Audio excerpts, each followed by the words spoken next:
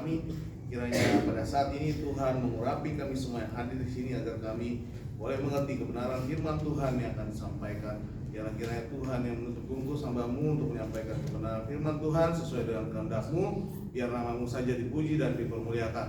Di dalam nama Tuhan Yesus kami berdoa dan bermohon. Haleluya, puji Tuhan. Amin. Halo. Selamat pagi. Pagi, Pak. Masih semangat? Masih. Betul.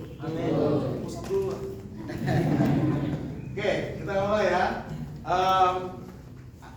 Bisa lihat sekeliling di ruangan ini ada apa aja? Banyak. Ada orang, ya. Ada AC, Ada musik. kursi, ada lampu. Papan tulis. Kira-kira ada nggak satu barang di ruangan ini yang nggak berguna? Biar kita buang. Kalau nggak berguna, nggak ada ya? Ada semua ya fungsinya ya. Bahkan kabel yang kecil itu pun colokan ada gunanya kan? Banyak gunanya Pak. Nah, saya mau bicara tentang menjadi orang yang berguna.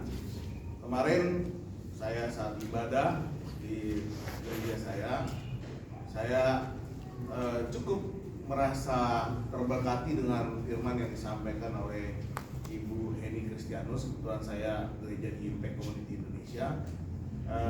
Dia bicara tentang menjadi orang yang berguna, menjadi hamba yang berguna. Jadi sebenarnya ada di YouTube, kalian bisa nonton, tapi akan sedikit berbeda. Nah, menjadi orang yang berguna. Lanjut kita buka di Matius 5 ayat 13.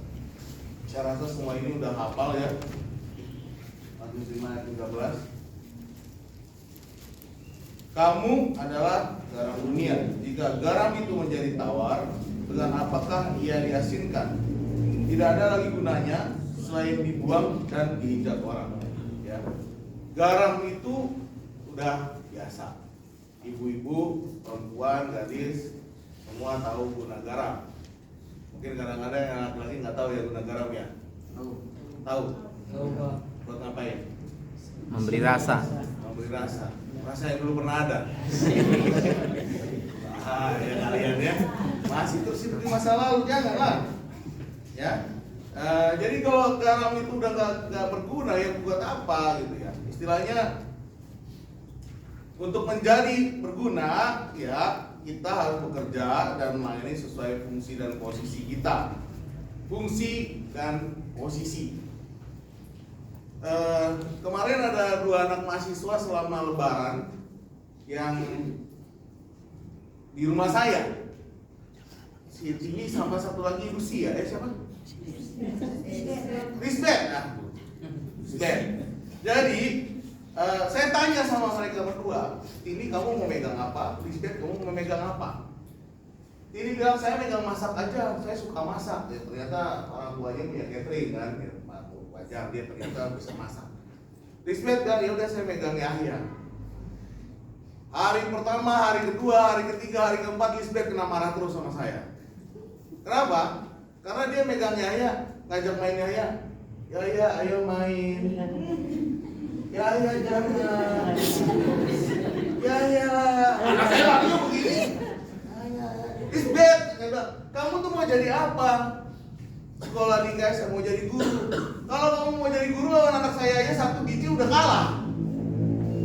Lalu Lisbeth, jadi harus gimana Pak? Kamu harus Yahya ayo main. Yahya ini mainannya. Yahya ini. Kamu harus bersuara lebih kencang, lebih menarik, bersuara-suara lucu supaya dia suka sama kamu. Karena dia sepanjang hari pertama, hari kedua, hari ketiga kena pukul, kena tendang sama anak saya. Anak saya nggak suka lihat dia, karena tidak menarik. Tapi hari-hari berikutnya mana Lisbeth sih? Kok saya nggak lihat? Masih ada? Oh, mana Lisbeth? Hari keempat dan seterusnya dia jadi lucu. Tapi nggak tahu sekarang. Kemarin dia jadi lucu. Dan dia sangat berguna ya. Saya jadi senang main sama dia. Dia berubah setelah saya kasih tahu. Ya Lisbeth ya berubah kan? Iya Pak. Betul nggak? Awalnya kan, ya,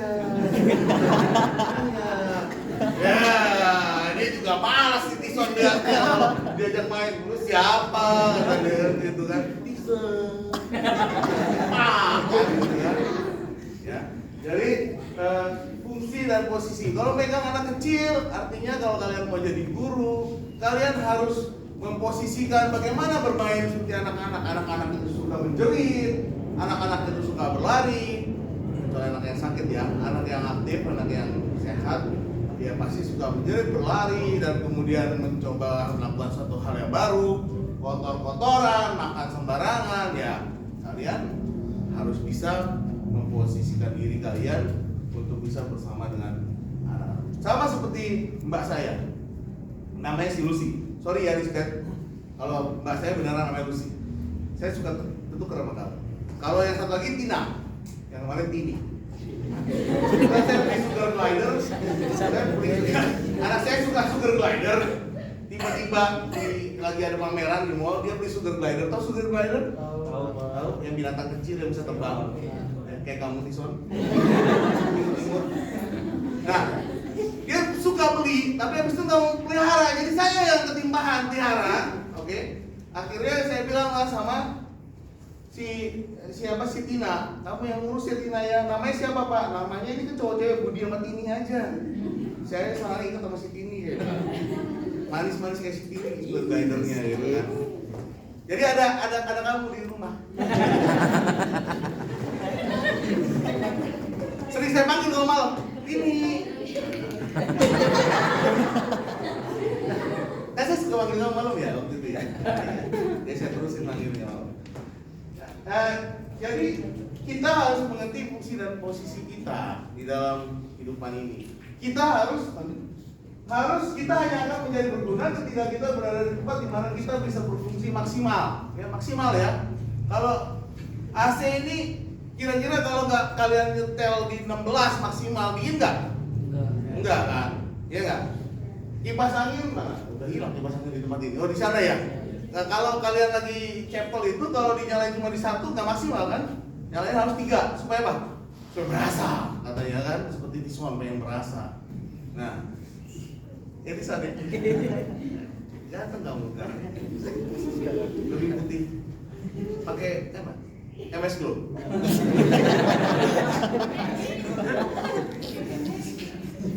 Jadi kita itu harus ada di tempat di mana kita bisa berfungsi sebagai maksimal. Ya. Sebagai hamba, kita baca di Matius 25 ayat 19 sampai 23. Boleh satu orang bacain? Tison lah, ayo berdiri bacakan Matius 25 ayat 19 sampai 23. Itu sampai 3 kalau nggak dapat pusat. 1, 2, Matius 25 ayat 19 sampai 23. Matius 25 ayat 19 sampai 23. Lama sesudah itu, pulanglah tuan hamba-hamba itu lalu mengadakan perhitungan dengan mereka. Hamba yang menerima 5 talenta itu datang dan ia membawa laba 5 talenta. Katanya, Tuan, 5 talenta Tuan percayakan kepadaku. Lihat, aku telah beroleh laba 5 talenta. Maka kata tuannya itu kepadanya, baik sekali perbuatanmu itu, hai hambaku yang baik dan setia. Engkau telah setia dalam perkara kecil, aku akan memberikan kepadamu tanggung jawab dalam perkara yang besar. Masuklah dan turutlah dalam kebahagiaan Tuanmu.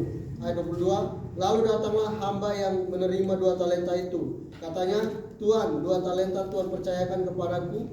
Lihat, aku telah beroleh laba 2 talenta. Maka kata tuannya itu kepadanya, baik sekali perbuatanmu itu, hai hambaku yang baik dan setia. Engkau telah setia memikul tanggung jawab dalam perkara yang kecil. Aku akan memberikan kepadamu tanggung jawab dalam perkara yang besar. Masuklah dan turutlah dalam kebahagiaan Tuhanmu. Demikian Tuhan. Sebagai hamba kita bertanggung jawab untuk melipat gandakan talenta yang Tuhan berikan dalam hidup kita. Kita ini dikasih kehidupan sama Tuhan ini dikasih kesempatan untuk berkarya. Untuk apa? Untuk talenta kalian itu kalian kerjakan. Ya. Jadi kita pun wajib tahu apa sih talenta kita. Saya rasa banyak pendeta ya, mau di gereja, mau di sini juga berulang kali ngomong tentang bahasa talenta itu. Kalau saya tanya satu-satu talentanya, bisa jawab nggak? Bisa. Yakin? Yakin. Benar. Kalau saya bicara, tolong kumpulin selembar kertas nama dan talenta masing-masing ya. Oke? Ada yang segar-segar dia. Oke, kita wajib tahu nih, apa sih kekuatan dan kemampuan kita yang paling unggul agar bisa mencapai hasil yang paling maksimal dari pekerjaan kita. Ya, harus tahu. Misalnya ada yang suka ngomong, atau suka kerja, atau suka dandan. Nah itu kan talenta juga. Suka dandan harusnya cantik, ya kan? Enggak juga ya? Suka dandan harusnya cantik, benar nggak? Iya dong. Ya kan ada di YouTube tuh tutorial orang yang dandan yang tadi jelek banget tiba-tiba cantik banget kan? Pernah lihat? Oh, kamu nonton YouTube terus ya nanti ya. Yang cewek-cewek itu ya. Oke, lanjut. Apa yang membuat orang tidak maksimal ya? Satu, tidak tahu. Jujur, saya dulu waktu saya muda, saya nggak tahu talenta saya apa. Karena saya sering sakit-sakitan. Terus waktu saya SMA, saya awal SMA gemuk ini. Begitu saya kelas 3 SMA, saya diet, saya kurus, saya setison lah. Setison. Berat saya cuma sekitar 59 sampai 60. Saya lari dulu SMA itu 100 meter nggak nyampe 11 detik. Jadi rekor Mardi Lestari saat itu saya kalahin. Guru olahraga saya udah ngomong sama saya, kamu masuk jadi atlet aja. Terus kemudian itu lulus SMA ya, gak dikasih sama biasa bos. Ada sebelah situ. Harus jadi ekonom, harus jadi pebisnis. Saya jadi pengen jadi atlet sebenarnya waktu itu. Saya suka lari soalnya, kadang-kadang lari dari kenyataan juga. Kenyataan itu kadang-kadang suka mengejar, jadi saya suka lari. Makanya kadang-kadang kalau itu teman saya tuh namanya Yahya. Yahya ini saksi nyata, saksi hidup bahwa lari dia kencang, dia kalah sama saya, betul? Badan saya sebesar ini, tapi dia lari kalah sama saya. Jadi kenyataannya tidak lebih pahit dari saya, karena saya lari lebih kencang dari dia. Jadi dulu kami tim sepak bola di GPDI Pasar Rebo, ya. Dia jadi striker, saya jadi gelandang, ya. Kami sama-sama ngejar bola, tapi saya duluan yang dapat, bukan dia. Padahal dia strikernya, kan harusnya dia yang lari lebih kencang kan, striker kan. Badan dia lebih kecil. Tapi kalau sekarang lari ya saya kalah lah. Begini, bebannya makin banyak di bawah kan. Dulu mah nggak ada apa-apanya dia itu sama saya. Jadi saya dulu tuh pengen jadi pemain sepak bola lah, mau jadi atlet lari lah, atau mau jadi petinju lah. Karena saya ikut kempo, saya ikut bela diri waktu itu, tapi ternyata itu bukan talenta saya. Terus saya suka bahasa Inggris. Nilai saya di apa sih namanya itu kalian dulu SMA itu? NEM ya? Nilai Tanes Murni ya? Saya 10 nilai saya. Bahasa Inggris. Nilai saya sempurna, tertinggi se-Jakarta Timur. Jadi ya se-Jakarta sih, karena kan yang 10 ya. Namanya 10 dan tertinggi lah ya. Iya kayak gitu. Gak ada 11-an ya? Nggak ada ya, oke. Nah, jadi saya tuh pengen jadi dubes. Karena saya senang lihat orang jadi dubes tuh pergi-pergi segala macam. Saya ikut tes di Universitas Parahyangan untuk ngambil hubungan internasional, saya beasiswa, saya nggak dibolehin pergi ke Bandung. Nah iya, pokoknya saya nggak tahu dulu talenta saya apa. Kemudian lanjut saya masuk perbankan dan lain-lain dan sekarang disinilah kita bersama. Nah, yang pertama kalian harus tahu kekuatan atau talenta yang kalian miliki apa. Yang kedua, ini kadang-kadang nggak maksimal, orang berpikir dia multi talenta. Saya bisa semuanya. Contoh yang main musik, dia bisa main drum, dia bisa main gitar, dia bisa main keyboard.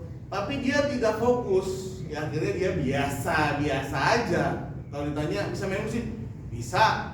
Tapi ya biasa aja, nggak maksimal, nggak sangat luar biasa. Makanya kenapa pemain band itu dia ada yang megang bass, ada yang megang melodi, ada yang megang drum, nggak muter kan mereka kan? Pernah nggak melihat mereka rolling? Enggak. Ada nama band Rolling Stones, tapi mereka nggak muter juga personilnya. Mereka tetap orang-orangnya itu aja kan? Kenapa? Karena mereka harus maksimal memegang sesuatu apa yang mereka kerjakan. Kalau mereka muter-muter terus, kadang-kadang ada yang jadi vokalis, kadang-kadang dia jadi drum, kayak kacau lah itu grup bandnya, nggak akan terkenal. Ya, jadi Anda itu harus fokus. Kalau Anda bisa main musik, ya fokuskan kepada satu alat musik yang benar-benar Anda memiliki, merasa wah saya bisa di sini, saya di sini aja. Asa terus, semakin tajam, sehingga Anda maksimal dari apapun yang Anda pegang itu. Yang ketiga, kemalasan. Orang malas adalah orang tidak berguna dan sampah masyarakat. Ya, anak-anak muda saat ini malas untuk bekerja dan sibuk bermain game. Siapa yang sibuk bermain game? Ya, saya sibuk bermain game. Tapi game saya jualan. Kadang-kadang saya jualin, saya main, saya peringkat tinggi, saya jual gitu. Gak ada yang mau ngaku yang lain yang main game. Yang penting aku aja. Orang jujur, banyak yang gak jujur di sini. Bison. Karya apa? Anak-anak sibuk bermain game, karyawan bekerja tidak dengan maksimal, kadang-kadang buru-buru, tidak memiliki inisiatif dalam kerjaan, banyakkan rumpi, banyakkan ngobrol hanya ngobrol ngalor hidup, bukan ngobrol sesuatu untuk perkembangan perusahaan atau perkembangan organisasi. Ya, ada apa? Malas. Tuh poinnya. Kesalahan dalam mengukur kemampuan seorang biasa dipandang hanya dalam nilai akademis, betul? Kadang-kadang orang memikir kemampuannya itu dari akademis. Contoh, dulu saya suka dibanding-bandingin sama abang saya. Karena nilai akademis dia lebih tinggi dari saya. Dia masuk ITB, saya masuk UIN. Tahu ya abang saya mana ya? Tahu.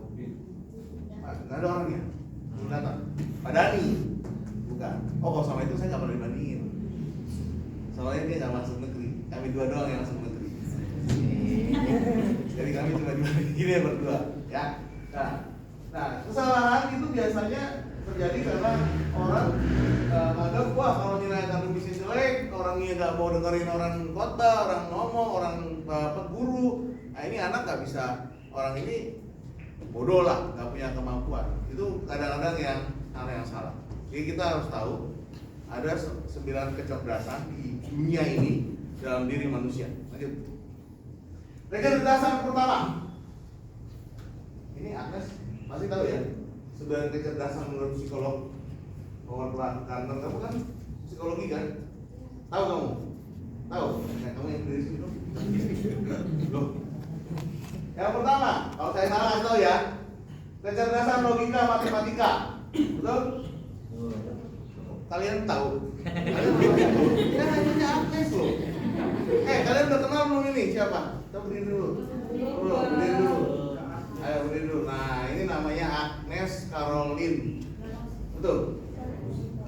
Statusnya single.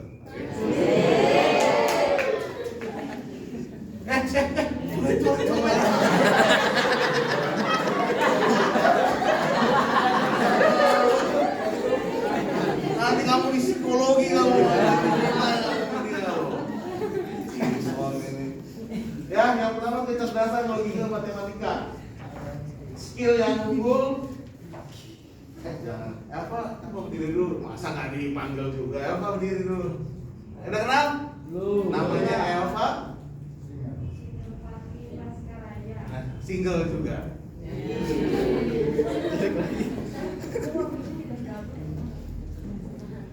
Kok kalian nggak nengoknya ke saya sih?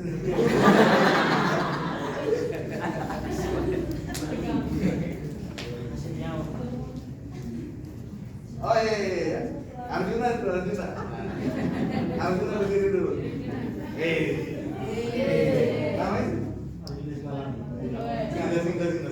Double. Single bohong gitu, dia cari pacar. Double.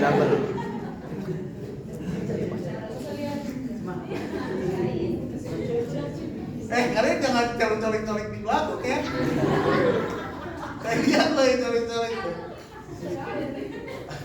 Oke, kecerdasan logika matematika, skill yang full, pemecahan masalah, logika tepat, melihat tren pola, memahami sebuah hubungan. Selain itu juga memiliki cara berpikir secara konseptual dan abstrak. Biasanya orang-orang yang punya kemampuan untuk berhitung secara cepat, untuk memikirkan antisipasi untuk ekonomi ke depan. Auditor juga bisa melihat apa yang terjadi, akuntan, ilmuwan, ahli taktik, analisa komputer dan teknisi. Merasa punya? Tidak. Satu-satu, tenang. Masih ada 9. Ini yang pertama. Yang kedua, kecerdasan linguistik.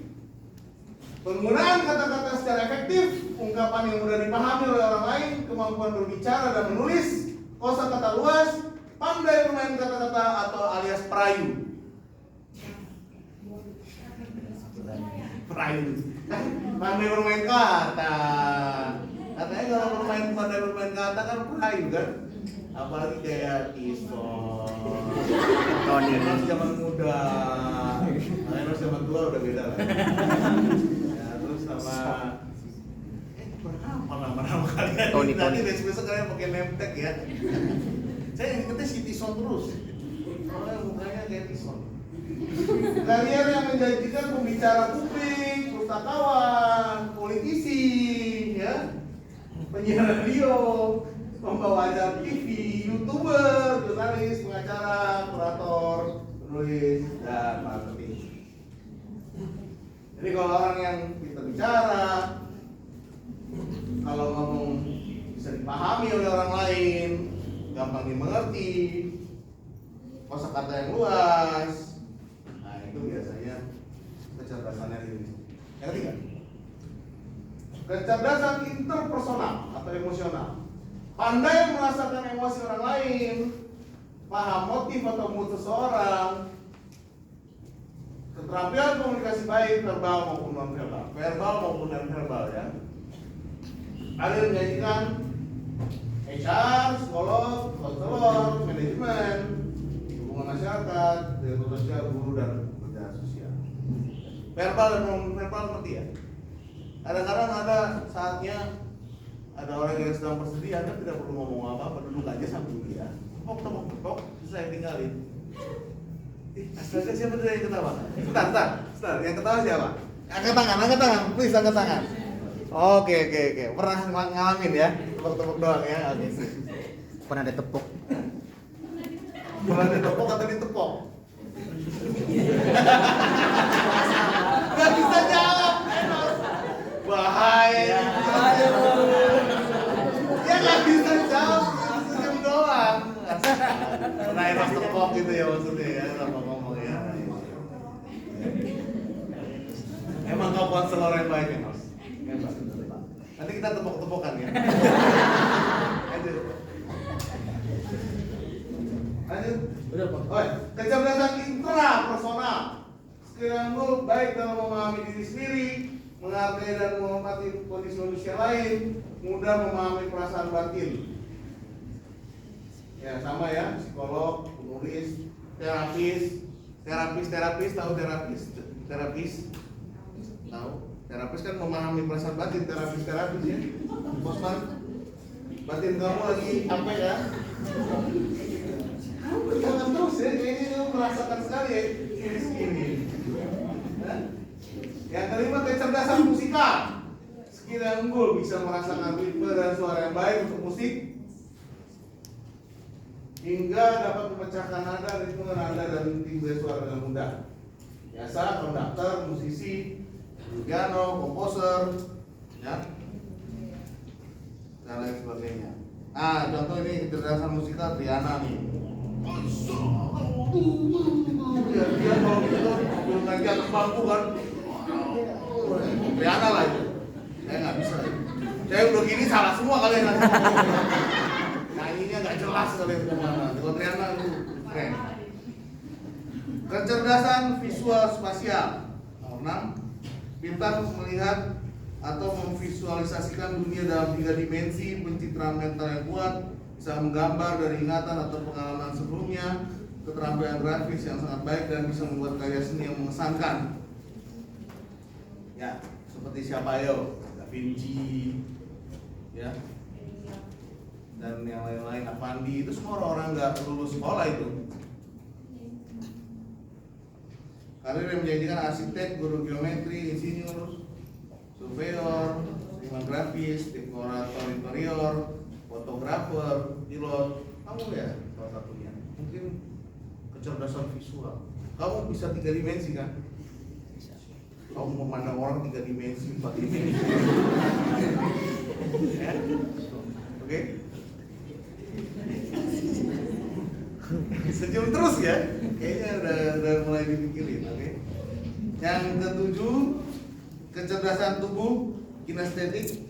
Skill kamu dapat menggunakan fisik dengan sangat baik, dapat berkomunikasi dengan baik menggunakan bahasa tubuh. Ini jangan pikiran yang enggak ya, berkomunikasi dengan baik menggunakan bahasa tubuh kamu Kison. Ya. Maksudnya berkomunikasi dengan baik menggunakan bahasa tubuh tuh main bola, ya. Oh iya, baru dia. Oh gitu katanya. Ini main bola kan, oper, lempar sana, passing sini kan itu bahasa tubuh. Lo kan gak teriak lagi. Saat main bola kan gak mungkin teriak. Wah, oper ke sana kan gak mungkin. Ada kan tangannya begini-begini. Ada yang suka nonton basket? Ya. Nonton playoff? Playoff NBA? Ada yang nonton? Ayo dong, jawab aja. Iya Pak. Ya, nonton playoff NBA ya. Sekarang kan Lakers lawan, udah kalah ya. Yang lagi main kan Celtics lawan Miami ya. Celtics lawan Miami. Itu kan siapa kadang-kadang kan mereka kan begitu aja kan udah artinya lu passing gua dong. Ya kan? Tetap begitu lah. Lu begini, lu kalau lagi defense, lu nyuruh dia untuk ke defense. Itu bahasa tubuh. Itu mengkomunikasikan bahasa tubuh. Jadi nggak perlu lagi ngomong, ngucapin. Cukup dengan tangan, dengan tepukan, dengan lambaian, dengan lirikan. Kadang-kadang lirikan mata. Kalau kita main basket, kita pemain basketnya biasa kalau dia point guard, dia lagi bawa bola, dia akan nengok ke arah senternya. Dia nengok lirik, senternya akan berdiri di belakang yang jaga untuk nge-back, terus baru dia pindah ke kiri. Dia cukup ngelirik, dia nggak usah ngomong. Itu mengkomunikasikan bahasa tubuh. Sangat baik dalam tingkat ketangkasan, kontrol dan gerakan, serta pandai dalam berolahraga. Karir yang menjanjikan terapis fisik, penari, atlet, berlatih untuk kebugaran, aktor, mekanik dan lain. 8. Kecerdasan naturalis. Mampu membaca dan memahami alam dengan sangat baik, memiliki kepekaan terhadap unsur tak hidup dari semua makhluk hidup, senang berada di luar ruangan, pandai merawat tumbuhan dan hewan. Ada yang suka ada yang seperti ini? Hah? Yosef? Mana? Berkebun. Kok pada ketawa? Angkat tangannya, saya suka berkebun, Pak. Bapak saya suka berkebun, makanya punya kebun di Palu. Jauh ya kebunnya. Suka berkebun tapi kebunnya di Palu, jadi jauh. Orang kalau suka berkebun, kebunnya depan rumah gitu ya, kayak Triana, terus kebunnya banyak, ada bunga. Ya. Terus kemudian kecerdasan eksistensial. Punya kepekaan mendalam dengan makna keberadaan manusia dan unsur-unsur lainnya, nyaman membicarakan pertanyaan-pertanyaan serius dan berusaha untuk menemukan jawabannya. Motivator, konten kreator, pendeta. Punya kepekaan mendalam dengan makna keberadaan manusia. Makna keberadaan manusia itu artinya manusia ada karena apa? Ya karena adanya Tuhan, adanya terus kemudian unsur-unsur lainnya, membicarakan pertanyaan serius, berusaha menemukan jawaban, filsuf ya. Lanjut. Kayak kita hanya itu tadi ya saya sudah sampaikan untuk tempat dan fungsi. Nah sekarang posisi kita hanya akan menjadi benar kalau kita berada di posisi yang tepat. Ada yang tahu di sini ada pohon kelapa ya? Ada berapa pohon kelapa di rumah di lapangan ini? Hah? 4. Ada buahnya? Ada. Hah? Ada. Bisa dimakan? Bisa. Manis? Tahu, ngomong manis sambil melihat ke arah sini. Manis. Itu bukan buah kelapa, itu yang manis sebelah sini. Siapa itu? Ya.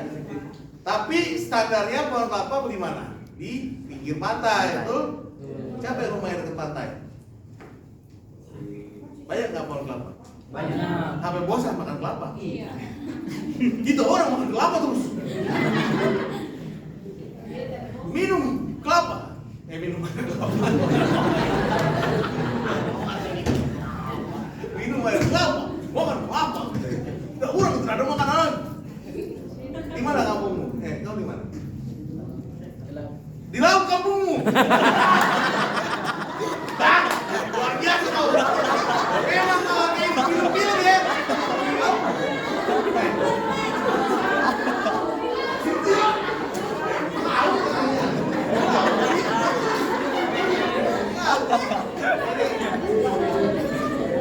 Ini si Ari ya, Putri Duyung.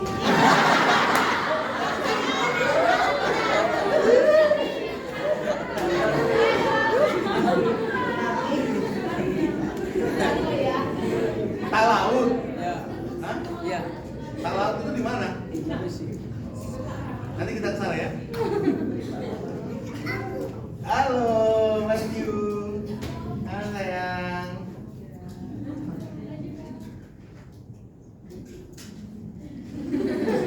Kita wajib mengetahui apakah kita sudah berkontribusi maksimal. Ayo lanjut. Baca. Disuang lagi baca. Apapun juga yang kamu perbuat. Baca dulu itu dari mana ayatnya? Oke Pak. Kolose 3 ayat 23. Apapun juga yang kamu perbuat, perbuatlah dengan segenap hatimu seperti untuk Tuhan dan bukan untuk manusia. Nah ya, jadi kadang-kadang kita ini kan suka, ya saya juga pun kadang-kadang saya suka ngeluh. Ini firman Tuhan juga berarti buat saya. Kadang-kadang ya kita jujur-jujur aja lah ya, yang kerja ini kan kadang-kadang kalau udah hari Senin, terus Senin lagi, kayaknya minggunya belum habis. Temu lagi sama Pak Cesar, marah-marah lagi, ya. Temu lagi sama Pak Ibu Norma, buat saya nangis lagi kata apa kan, ya kan. Temu lagi sama Bu Intan, lagi kasbon. Jangan banyak-banyak ngeluh ya. Hadiah lu ya. Kalau udah mulai ngeluh. Baca Kolose 3 ayat 23. Taruh dan gede-gede ya. Apapun juga yang kalian perbuat. Buat kalian tak dulu. Ini aja dulu. Jangan suka ngeluh, suka komplain. Kalau udah ditanya, kalian lakukan yang terbaik lah. Ya. Lakukan terbaik, optimal aja. Apa yang kalian kalau kalian merasa posisi kalian tidak tepat, kalian ngobrol sama ARD. Saya kayaknya kurang pas di sini nih Pak. Saya ada bisa nggak diarahin ke tempat lain. Contoh, dulu ada namanya siapa namanya? Si jagung itu? Efra. Jadi dulu namanya ada karyawan namanya Efra. Ya. Efra itu melamar jadi keuangan karena dia sarjana keuangan. Begitu dia jadi keuangan di Tanjung Jabung, laporan keuangannya semuanya berantakan. Oke, saya tarik dia, tapi saya nggak langsung berhentiin. Saya suruh dia jadi HRD, jadi stafnya Martin waktu itu bareng sama sebelum di situ pun lambat, tapi udah lumayan. Nah ternyata setelah saya gali lagi, saya ngobrol sama dia sukanya IT. Sukanya IT, sukanya programmer, operator segala macam. Saya bilang kita bukan di situ, IT kita ya hanya begini aja, memperbaiki komputer atau segala macam. Akhirnya orangnya keluar berhenti dan dia punya perusahaan. Karena apa? Saya bilang sama dia, kamu mendingan apa yang menjadi kekuatan kamu, kesukaan kamu, kemampuan kamu kembangkan sendiri supaya kamu berhasil. Dan dia lakukan. Jadi buanglah keluh kesah komplain, lakukanlah pekerjaan dengan baik, kantor, yang rumah tangga, keluarga jangan suka komplain. Kalau kemarin kan Pak Pandu cerita ya, dia nyanyi gitu kan, nyanyi apa Pak? Hah? Anak koki di Hamorawan. Padahal udah mengeluh kan, nyanyi lagi kan, karena istri lagi posisi nggak bisa ngurusin rumah tangga kan. Itu Pak Pandu udah jalan sih. Ya. Lanjut. Pekerjaanmu adalah kesempatan yang Tuhan berikan untuk berkarya dan menjadi berguna. Mari gunakan karunia yang Tuhan sudah berikan kepada kita secara maksimal. Ini satu contohnya di Keluaran 36 ayat 1. Demikianlah bekerja Bezalel dan Aholiab dan setiap orang yang ahli yang telah dikaruniai Tuhan keahlian dan pengertian, sehingga tahu melakukan segala macam pekerjaan untuk mendirikan tempat kudus, tepat menurut yang diperintahkan Tuhan. Jadi Tuhan sudah kasih ke kalian masing-masing, ya, kemampuan-kemampuan yang Tuhan mau kalian kerjakan itu untuk kemuliaan Tuhan. Nah sekarang ambil selembar kertas, tulis nama kalian, tulis talenta kalian. Saya kasih waktu 3 menit.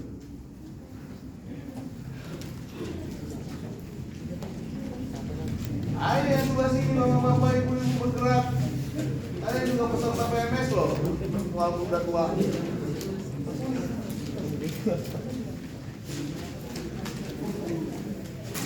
Nama, talenta. Satu aja, jangan banyak-banyak talentanya. Borong. Satu aja banyak.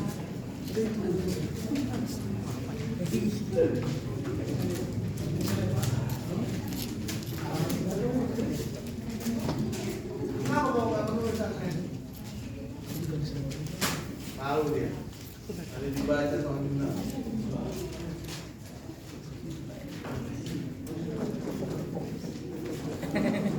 Nanti kumpulin di Enos ya. Terus saya kasih hadiah deh.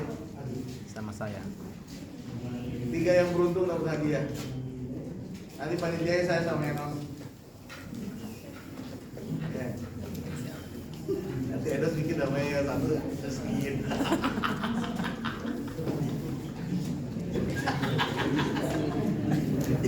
Yang kedua cecek.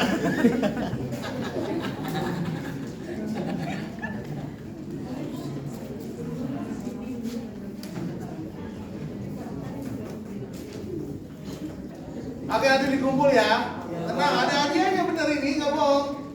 Pak Wikanto juga dapat hadiah itu. Pak Wikanto tuh talentanya luar biasa. Dia duduk aja di samping saya bikin saya ketawa. Nggak perlu dia ngomong. Nggak perlu. Dia nggak perlu ngomong, nggak perlu apa, dia bikin saya ketawa. Karena saya lagi bete, lagi stres. Ketemu Pak Wikanto saya langsung ketawa.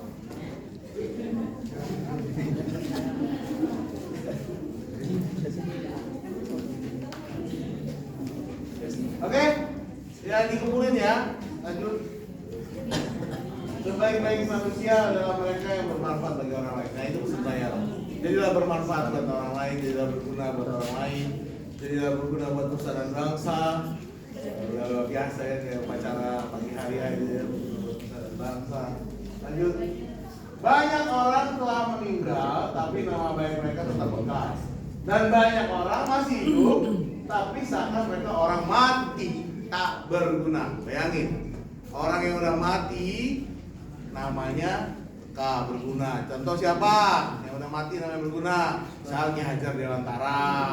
Kan namanya kekal kan? Bapak pendidikan ya? Terus siapa lagi? Era Kartini. Orangnya udah meninggal toh? Emansipasi wanita. Jangan sampai nanti ada disebutin Tison. Ah itu orang mati itu gak ada gunanya.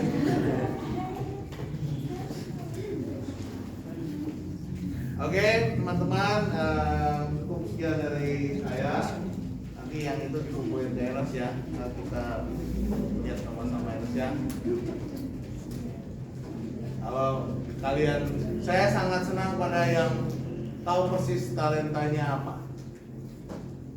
Karena nanti kalau misalnya kelihatannya ada talenta-talenta tersembunyi, coba kita korek dan kita gali. Tuhan Yesus memberkati.